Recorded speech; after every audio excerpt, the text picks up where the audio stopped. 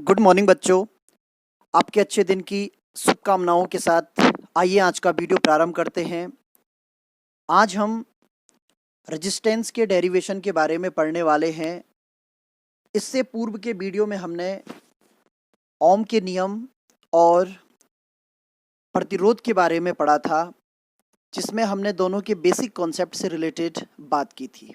आज हम प्रतिरोध के लिए गणितीय रूप प्राप्त करने वाले हैं, अर्थात जो प्रतिरोध का मान है वह किन किन फैक्टर्स पर निर्भर करता है वो हम प्राप्त करने वाले हैं। सर्वप्रथम इस डायग्राम में देखते हैं, एल लंबाई का एक कंडक्टर लिया गया है जिसका क्रॉस सेक्शनल एरिया ए है। इसके दोनों सिरों को एक भी पोटेंशियल डिफरेंस की बैटरी से जोड़ा गया है, जिसके कारण इसके सिरों के बीच एक वैद्युत क्षेत्र सेटअप हो जाता है जिसका मान ई है। जो वैद्युत क्षेत्र की दिशा होगी वह धन से ऋण सिरे की ओर होगी। जब भी किसी कंडक्टर को बाह्य वैद्युत क्षेत्र में रखा जाता है तो उसमें जो करंट की वैल्यू होती है वह NEA/VD होती है। उसके पश्चात जो ड्रिफ्ट वेलोसिटी है, ड्रिफ्ट वेलोसिटी का मान EE/m टाउ होता है। और इलेक्ट्रिक फील्ड और पोटेंशियल डिफरेंस में जो रिलेशन होता है वह E=V/L होता है। साथ ही जब हमने ओम का नियम पढ़ा था तो उसका गणितीय जो रूप था उसमें R=V/I था। अर्थात ये सारी की सारी चीज़ें हम लोग पहले से जानते हैं, इनके बारे में हम डिस्कस कर चुके हैं। अब हमने इन फैक्ट्स को लेके आज आर के लिए फॉर्मूला ड्राइव करना है, यानी कि इस आर की वैल्यू हमें फाइंड करनी है और ये चार चीज़ें जो हमें उपलब्ध हैं इनसे ही हम फॉर्मूला बनाएंगे। तो आइए इस फॉर्मूले को तैयार करते हैं। सर्वप्रथम फॉर्मूले के डेरिवेशन के लिए हम ये वाला फॉर्मूला लेने वाले हैं, I=NEAVD, जहाँ N प्रति एकांक आयतन में फ्री इलेक्ट्रॉनों की संख्या है, E एक इलेक्ट्रॉन पर आवेश का मान है और A क्रॉस सेक्शनल एरिया है और VD ड्रिफ्ट वेलोसिटी है। उसके पश्चात हम इस फॉर्मूले में VD की वैल्यू सब्स्टिट्यूट करने वाले हैं और BD होता है EE/m टाउ बार। तो जब हम इस फॉर्मूले में इस वैल्यू को सब्स्टिट्यूट करेंगे तो I हमें प्राप्त होगा NEAEE/m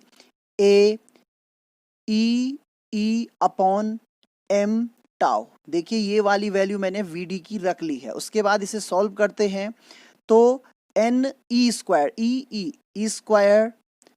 A/m E और टाउ बार, इस तरीके से हमने यहाँ ये प्राप्त कर लिया है। अब किसी कंडक्टर के लिए वैद्युत क्षेत्र का मान E है। हम इस सिचुएशन पर आते हैं, जब किसी चालक के सिरों के मध्य एक विभवांतर V लगाया जाता है तो उसके सिरों के मध्य जो वैद्युत क्षेत्र का मान है वह E हो जाता है। तो ये दोनों एक दूसरे से रिलेटेड हैं, यानी कि हम जब किसी चालक में विभवांतर लगाते हैं तो वैद्युत क्षेत्र उत्पन्न होता है या वैद्युत क्षेत्र लगाते हैं तो विभवांतर होता है। तो जो चालक की लंबाई है वह L है, तो E और V का जो रिलेशन था E=V/L होता है। इस रिलेशन को हम यहाँ पर यूज करने वाले हैं। तो देखिए I=NE²A/m, इसीलिए मैंने E को अलग लिखा था। यहाँ पर मैं लिख सकता हूँ V/L और टाउ बार। ये E की वैल्यू मैंने इसमें सब्स्टिट्यूट कर दी है। अब हमें जो ये रिलेशन प्राप्त हुआ है इसमें हमें एक अरेंजमेंट करना है और वह हम R=V/I के अकॉर्डिंग करने वाले हैं। अब हमें इस रिलेशन से V/I चाहिए। कुछ देर के लिए से I/V लिख लेते हैं, यानी कि यहाँ से V इसके अपॉन में ले आते हैं तो ये रिलेशन होता है NE²A/m 1/L और टाउ बार। अब इस रिलेशन को रिवर्स कर देते हैं, यानी कि V/I कर देते हैं। यहाँ भी सारी चीज़ें उल्टी हो जाएंगी, यानी कि हो जाएगा M/NE², जो टाउ था उसे मैं यहाँ लेके आ जाता हूँ और ये हो जाएगा L/A। ये मैंने जानबूझ के A को इस साइड लिखा है, यहाँ पर मैं एक रिलेशन आपको बताने वाला हूँ। तो V/I हमें ये रिलेशन प्राप्त हो गया। v upon I value r की है, तो हम इसे लिख सकते हैं r is equals to m upon n e square tau bar l upon a। तो ये हमारे लिए r की वैल्यू प्राप्त हो चुकी है। जो r की वैल्यू प्राप्त हुई उसमें मैंने फॉर्मूले को इस तरीके से क्यों लिखा, उसके पीछे कारण समझिए। जो m है यह इलेक्ट्रॉन का द्रव्यमान है, n प्रति एकांक आयतन में फ्री इलेक्ट्रॉन की संख्या है, e इलेक्ट्रॉन पर चार्ज है और टाउ रिलैक्सेशन टाइम है यानी श्रांति काल है। जो L है वह चालक की लंबाई है और जो A है वह चालक के क्रॉस सेक्शनल एरिया का मान है। यदि इस वाले फैक्टर पर हम बात करें यानी कि M, N, E और टाउ पर, तो ये किसी भी कंडक्टर के लिए एक ही रहने वाले हैं, यानी कि इनका जो मान है वह परिवर्तित नहीं होगा। जो M है इलेक्ट्रॉन का अगर द्रव्यमान है तो यह यूनिवर्सल ट्रूथ है कि इसकी वैल्यू फिक्स होती है। प्रति एकांक आयतन में जो फ्री इलेक्ट्रॉन के नंबर होंगे वह एक चालक के लिए सेम होंगे, यानी कि अगर हम कॉपर का वायर ले रहे हैं तो उसके लिए फिक्स होंगे, यदि हम सिल्वर का वायर ले रहे हैं तो उसके लिए फिक्स होंगे, यानी कि किसी भी वायर के लिए जो n की वैल्यू है वह फिक्स रहने वाली है। तो यह मान भी निश्चित हो गया।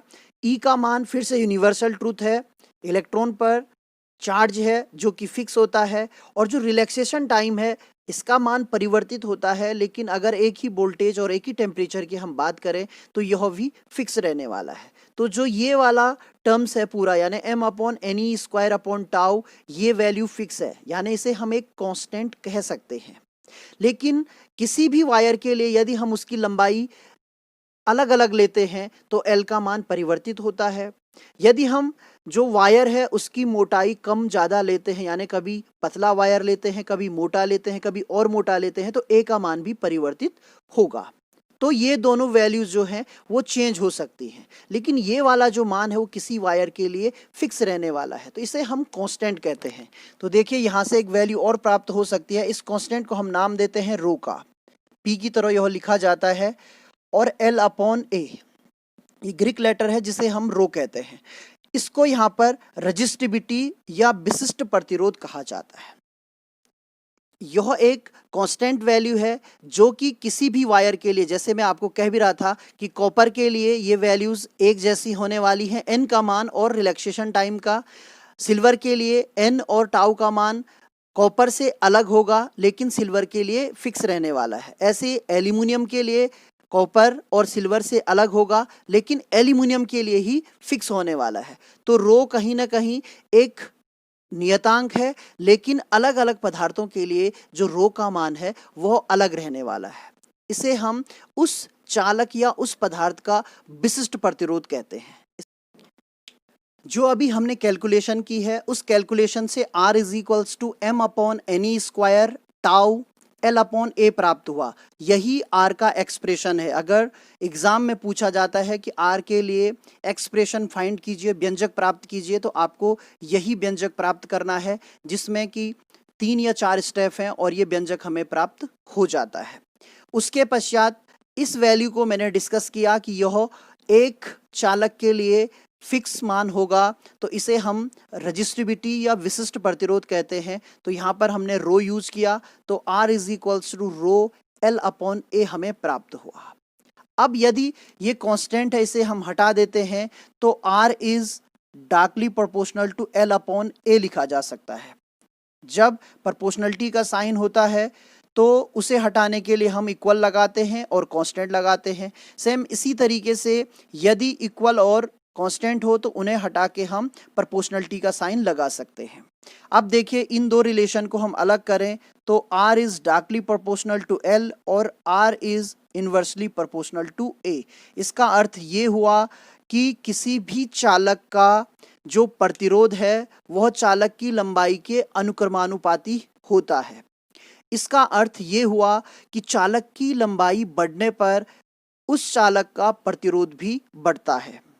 साथ ही जो चालक होता है उसके क्रॉस सेक्शनल एरिया के साथ R का जो रिलेशन है वह इन्वर्स रिलेशन है। इसका अर्थ ये हुआ कि वह उसके व्युत्क्रम में है, अर्थात क्रॉस सेक्शनल एरिया यदि बढ़ता है तो प्रतिरोध का मान घटेगा।